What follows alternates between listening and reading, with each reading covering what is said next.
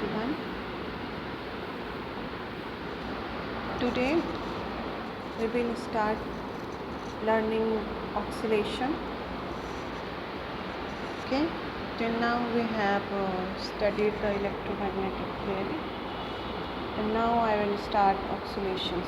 Okay, so in our daily life we come across with various things like some things that are rest with respect to us, some are moving with respect to us. So the motion that can be either translatory motion or it can be oscillatory motion. Means if object is um, is repeating its path uh, with a particular period of time, means it's oscillating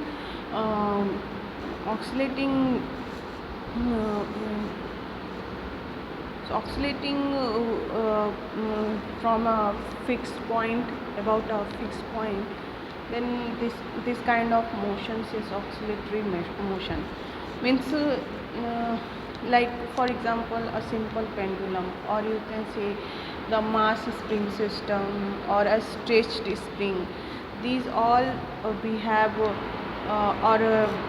this all shows the oscillatory motion. Like a simple pendulum, if you see a simple pendulum, you give a small displacement to the simple pendulum, then what will happen, it will start oscillating about its mean position. Okay,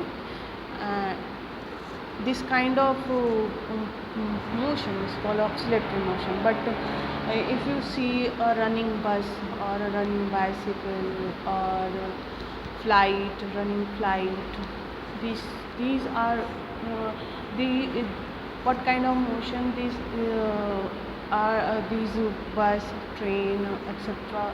exhibit. If they go from one place to another place with respect to time, this kind of motion is called translatory motion, because it's not oscillating or it's not repeating its path after a particular period of time. Okay, so but here we will only discuss about the oscillatory motion, not the translatory motion. Okay? So there are three types of oscillation occur in nature.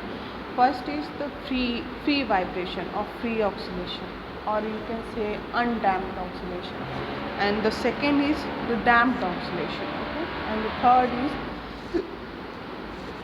the forced vibration or forced oscillation. Okay, so first, the free or undamped vibration or oscillation. What is this? Free means there is no force acting on the body or on a system. Means it's freely moving about a particular or about a fixed point or its mean position. Okay, then it is called free vibration. In that case, what will happen, the energy of the system will never die out.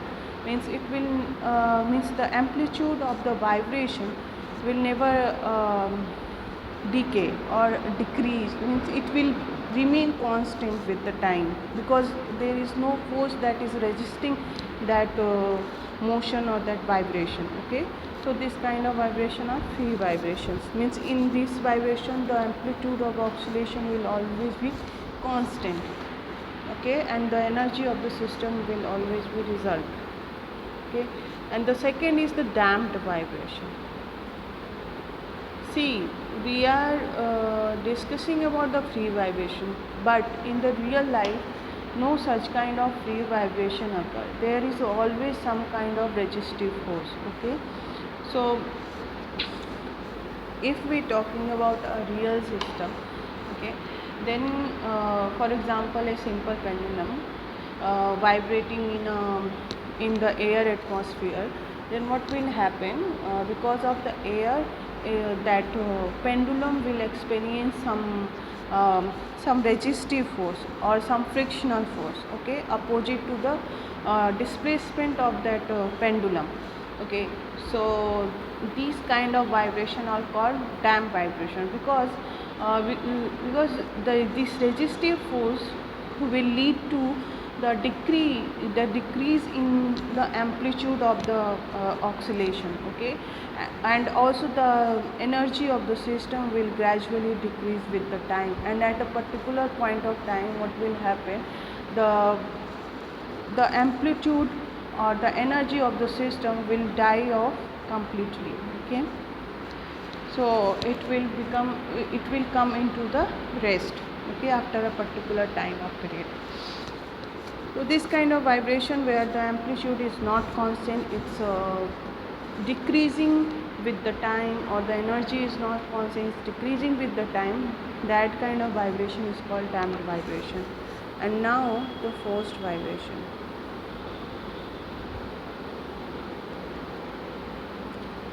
Forced vibration.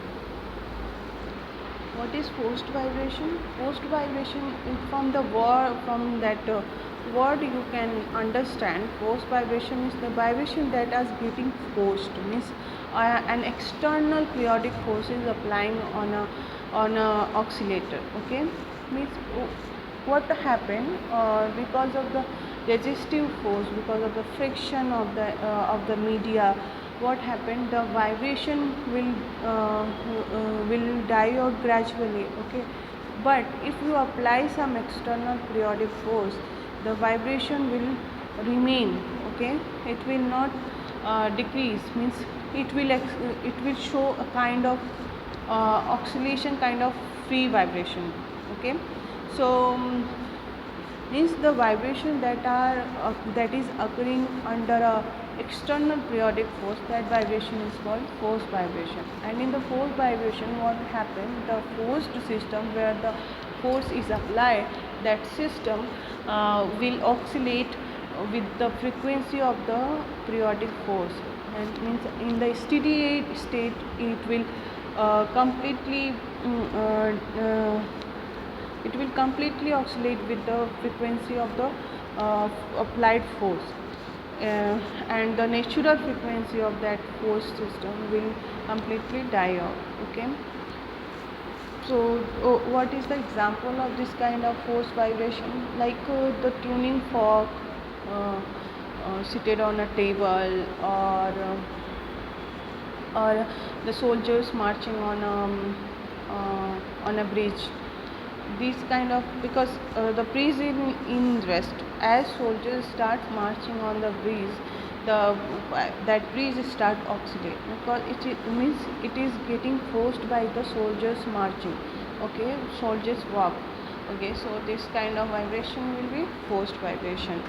And similarly, the tuning fork on a table, tuning fork, what will happen, the tuning fork will make the table vibrate with a particular frequency, because as you start vibrating the tuning fork, it will also push, or you can say it will also try to make the table vibrating with some frequency. Okay, so this kind of vibration is called forced vibration. Now there is also other kind of vibration, coupled vibration. Okay, why, when in some cases this forced vibration is called coupled vibration. In which case it will be called, because when this, see, the external force is always termed like a forcing system, and where the force is applied is termed like a forced system. Okay, so if the vibration of forced system is affecting the forcing system's vibration also, then this will called the coupled vibration. But if the vibration of force system means, for example, the tuning fork on a table, if the vibration of the table start affecting the vibration of the tuning fork, then it will call the coupled vibration. But if the table is not affecting the vibration of the tuning fork, then it is called forced vibration, simple forced vibration. Okay, and when the forcing system has a large mass as compared to the forced system, then always there will be a forced vibration, no coupled vibration. Okay,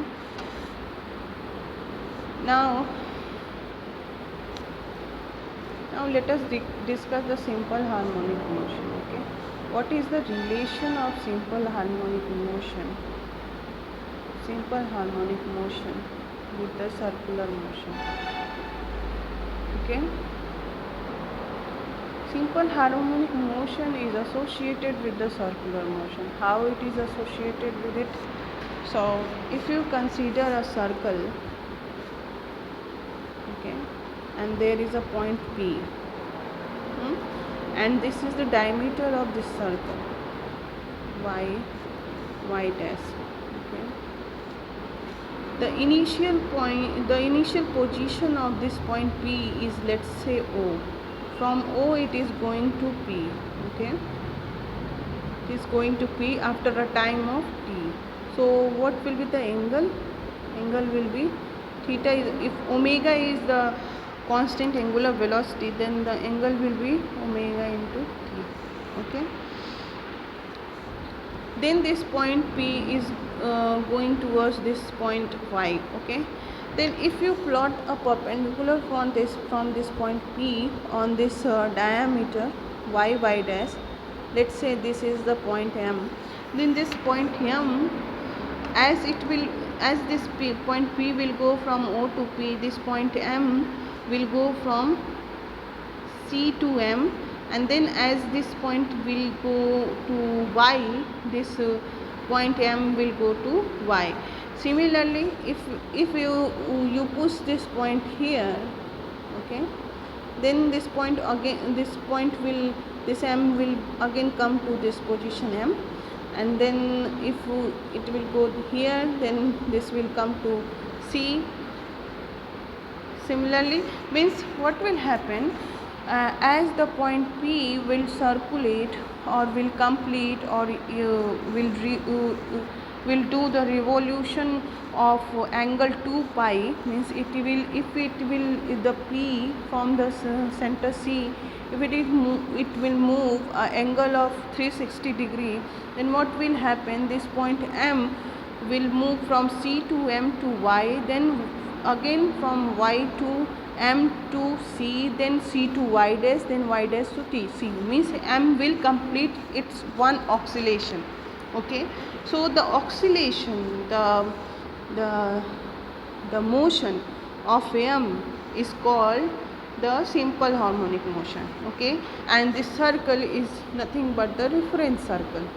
Okay, means the simple harmonic motion will associated with the circular motion, and which will show you the simple harmonic motion, the point where the perpendicular is lying, from the point P, okay, on the diameter y dash, that is nothing but the point M. Okay, so that will show you the simple harmonic motion. Now if the displacement within time t is y, here is the displacement of M in time t is y, this is y, then, and this, let's say the radius of the circle is a, then what will be y? Y can be written as, this is a, then this will be also a. Okay, then y can be written as a sin omega t. Okay, where a is the amplitude of the oscillation. Means what is the amplitude of the oscillation? The maximum displacement is actually the amplitude of the oscillation. Okay, amplitude of the oscillation. Now let's say this point is not starting from O, it is starting from, let's say, point R. Okay, and the angle is with respect to this horizontal, this angle, let's say it is del. Okay, then what will this relation become? This relation for displacement will become a sin omega t plus del. Okay, so this will be the ultimate relation for the displacement with respect to time. Okay, so now what will be the velocity? Velocity is nothing but the rate of change in the displacement. So v will be dy by dt. Okay, so it will be cos omega t plus del into omega. Okay, and similarly what will be the acceleration?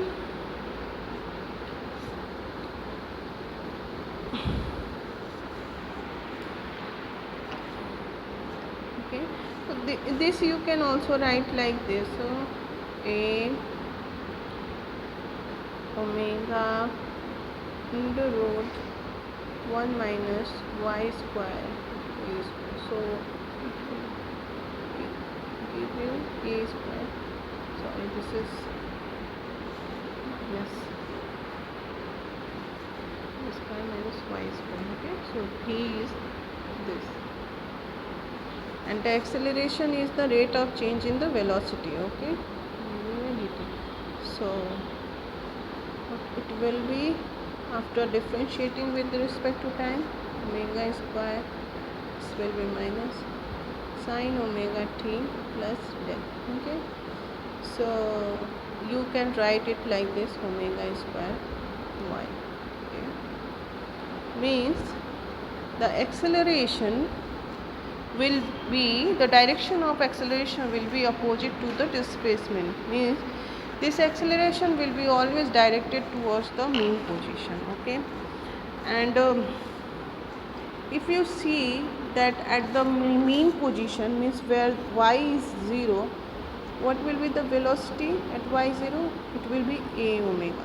Okay, omega is nothing but the angular velocity, and what will be the acceleration? Acceleration will be 0, means at the mean position the velocity will be maximum but the acceleration will be 0 at that mean position. Okay, and at the maximum amplitude, means at y is equal to a, what will be v will be 0, and acceleration will represent this as a dash, because the amplitude of oscillation is also a, so it's creating confusion, so it like a dash.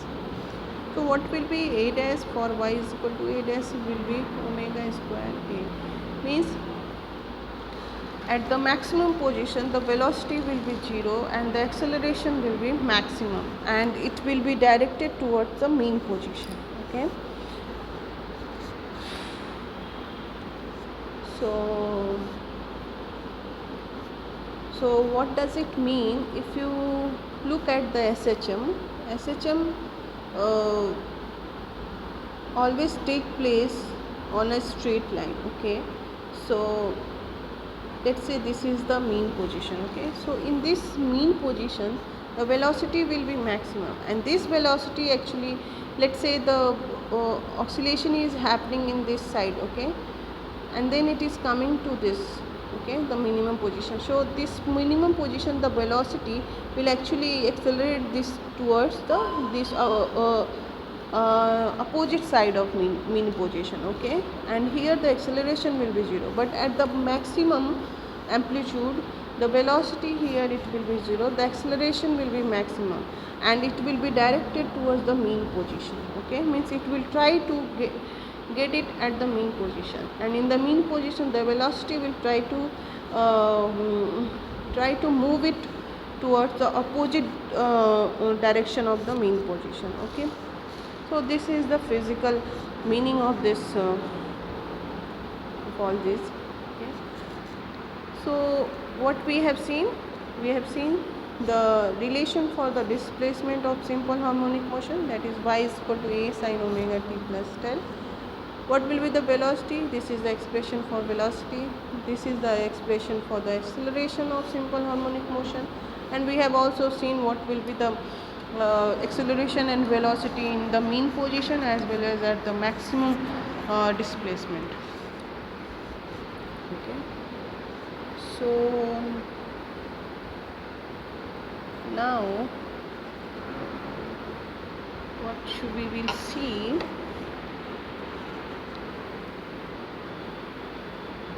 We will see the differential equation of simple harmonic motion.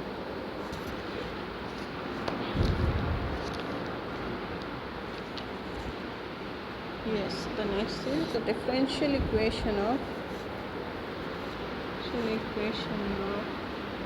simple harmonic motion. Okay, we know the expression for the displacement A sin omega t plus del. Okay, so it is calculate the first derivative with respect to time. Okay, so what will be cos omega t plus del. Okay, is it okay? Any confusion, any doubt, please ask. Okay, and the second derivative, it will be second derivative A omega square sin minus omega t plus del. You know this A sin omega t is nothing but the displacement y, so you can write it omega square y. Okay, so you can write it like this: t to y dt plus omega square y is equal to 0. This is nothing but the differential equation of SHM, simple harmonic motion. Okay, so from here you can also say that this angular velocity will be nothing but this root of acceleration divided by displacement. Or you can write the time period t will be 2 pi root of displacement divided by acceleration. So from the expression of differential equation for SHM, you can also derive the expression, the formula for the time period of simple harmonic motion or the angular frequency of simple harmonic motion. Okay, so now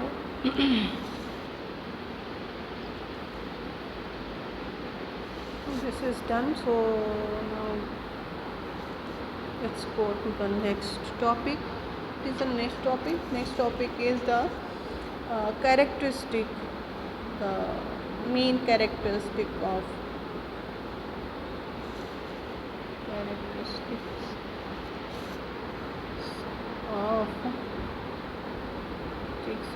SHM, simple harmonic motion. Okay, so what is the first? The motion will be periodic.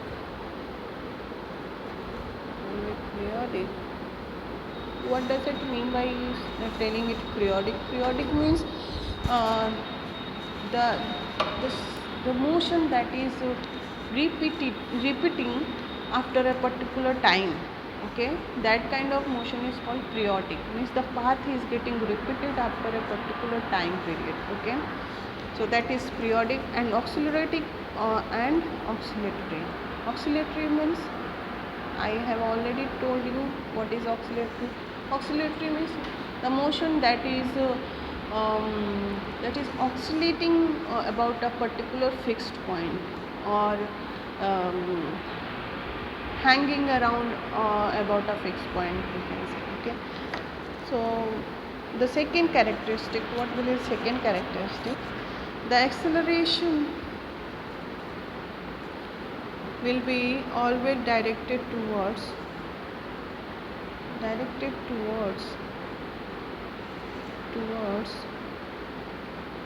the mean position. Okay,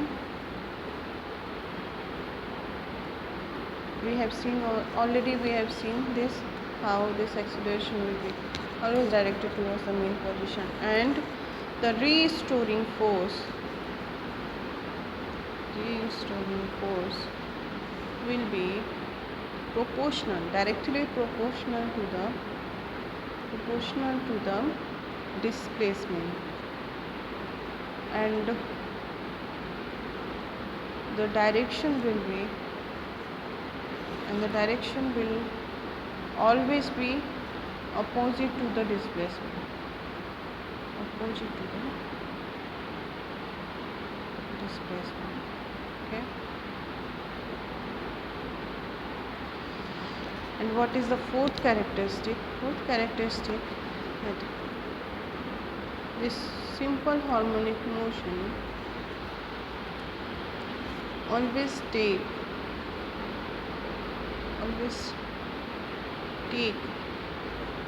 a path of straight line. Means it always SHM will always take place in a straight line. Okay, cannot be parabolic or hyperbola kind of path. Okay, so these are the four characteristics of the simple harmonic motion. Now coming to the energy of simple harmonic motion and the law of conservation of energy. Okay.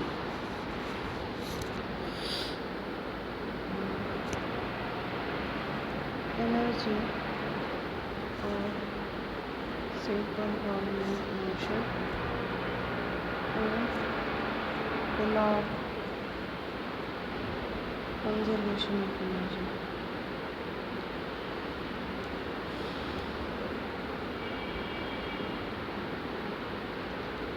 So during the simple harmonic motion, the system carries two kind of mechanical energies. That is, first is the kinetic energy, okay, and the second is the potential energy. So in the case of SHM, simple harmonic motion, what will be the kinetic energy?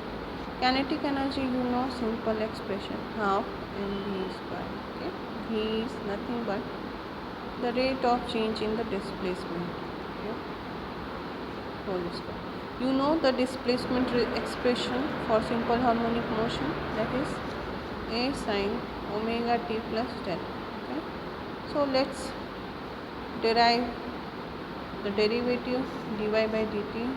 It will be cos omega t plus del. Okay, or you can write it as omega under root a square means y square. So what will be the kinetic energy? Kinetic energy will be half m omega square a square minus y square. Okay. Now the potential energy. In SHM, simple harmonic motion, the force, the restoring force will be equal to minus ky, will be always proportional to the displacement, and the direction will be opposite to the displacement. So you can write it, k is nothing but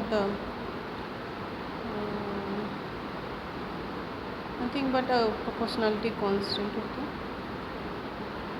proportionality constant. So from here you can calculate the potential energy, that is let's spread by p. So you can calculate by ft by. Okay.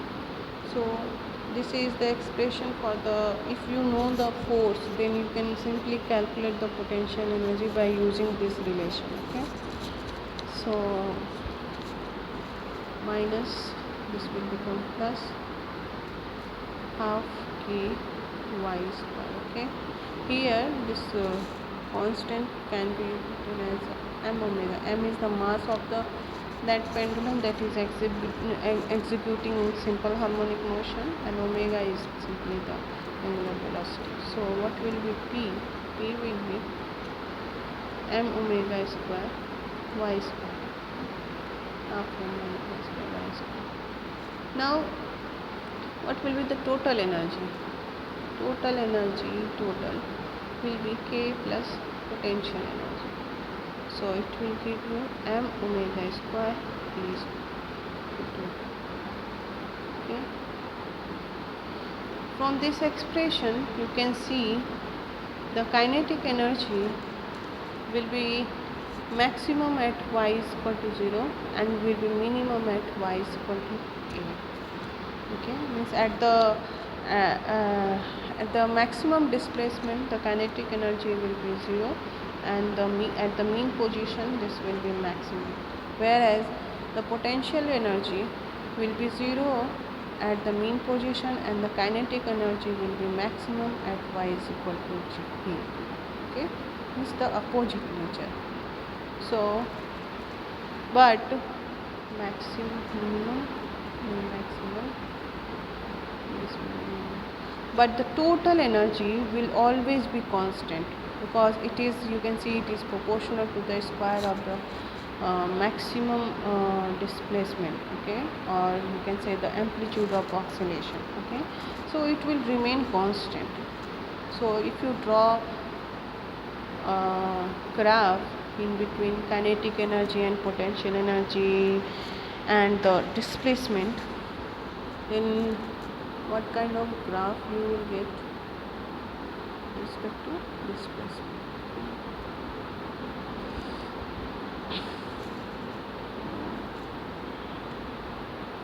The potential energy will look like this.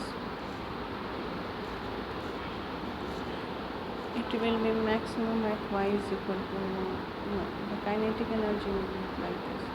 It will be maximum at y is equal to 0 and the potential energy will be like this. It will be minimum at y is equal to 0. Okay, but maximum at the, this is the maximum. This is the total energy, E total, that will remain constant throughout the displacement. Okay? And this will be the total energy. Okay? So this kind of graph you will see if you plot the potential energy versus displacement y or the kinetic energy. This is showing the kinetic energy, okay? And this is showing potential energy. And this is the maximum energy. Maximum energy nothing but the total energy.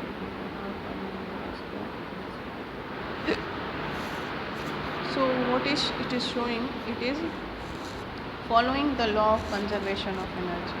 Means where the kinetic energy is minimum, the potential energy is maximum, and the total is remain constant throughout the displacement. That means it follows the law of conservation of energy. Okay. So now coming to the differential equation for undamped or free oscillation or vibration. Equation for free or undamped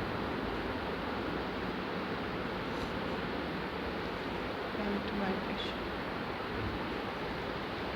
Okay. So you know the kinetic energy expression. What it is? Half m Ty by dt whole square. And what is the potential energy? Potential energy is equal to half k y square. Okay? And the total will be constant. Some constant. Okay?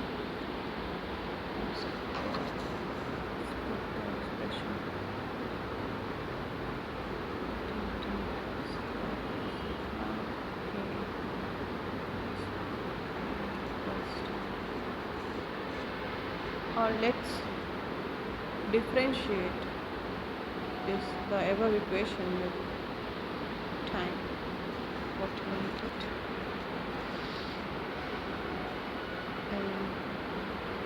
Ty by dt d2 by dt square plus ky ty by dt is equal to 0. Or you can write it as a m d by dt square plus ky is equal to 0. Or you can write it d2 by dt square plus ky by dt is equal to 0. where K by M is nothing but omega square. Okay, so you can write it like this. Omega square. So this is the differential equation for the undamped vibration, free vibration. Now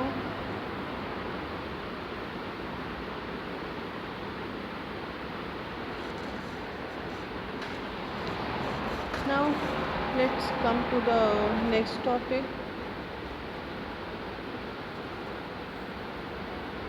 the damped vibration. Okay, here we were talking about the undamped vibration. Okay, now we will talk about the damped vibration.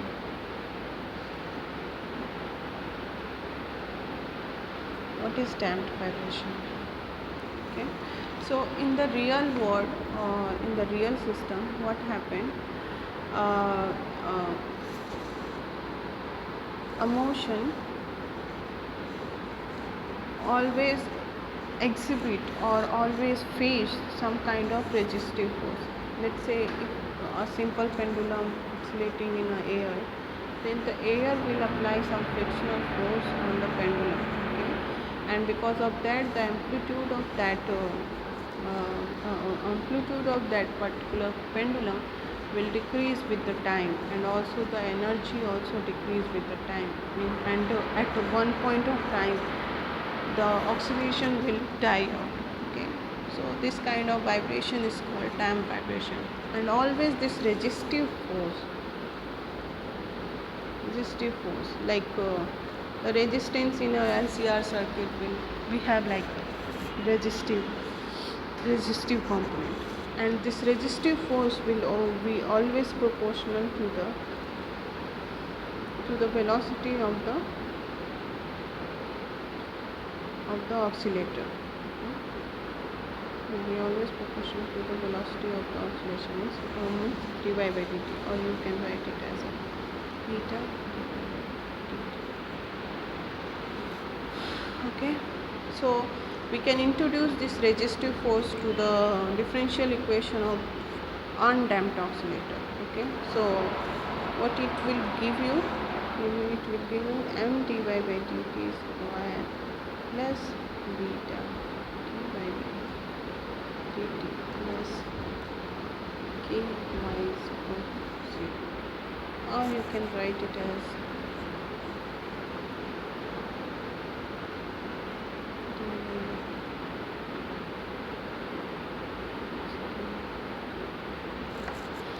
let us put beta by m is equal to 2b, where b is the damping constant.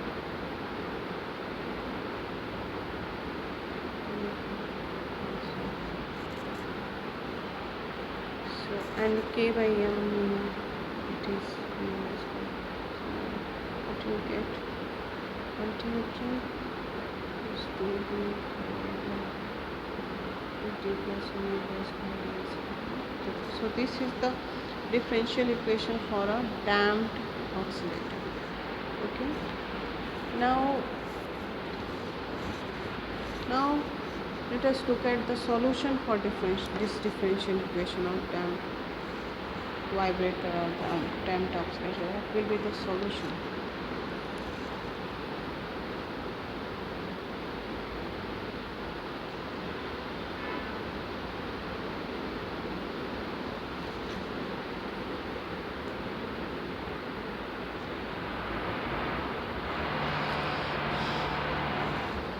Let us say the solution of this differential equation is y is equal to e to the power of 14.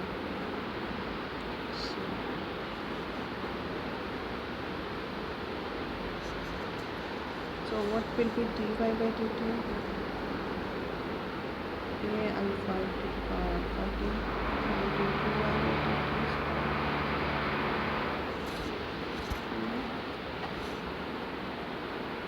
alpha is equal to the power of 14.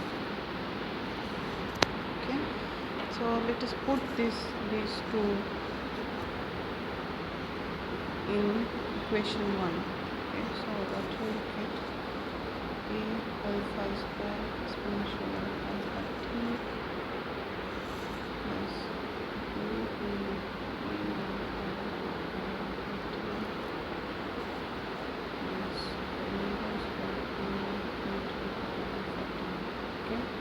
equal to 0. So how can you write this? A will be neglected, okay, and also it will power 40 will be gone. So what you will get ultimately? 5 power 40.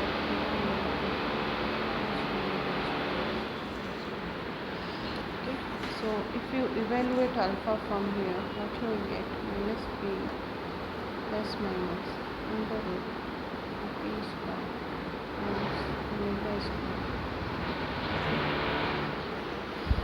So what will be the solution? Solution will be, you can write it as a1 exponential of minus b plus omega square t plus a2 exponential of minus b minus under square minus omega square. Okay. So this will be the solution of the differential equation of a damped oscillator. Okay. Now, in the damped oscillator, there will be three conditions. First, underdamped. Underdamped means B is less than 1. Okay. Second is overdamped or deadbeat motion. It is also called deadbeat motion. Motion means B is greater than omega. And the third is critically damped. Critically damped or damped. Okay. So in this case, 2 B is equal to omega. Approximately. Okay. So first we will look at the underdamped condition. So in the next class I will show you what will be the solution of differential equation in the case of underdamped, which b is less than omega. For all three cases I will show you. Okay, let's end this class here. So let's meet in the next class. Thank you.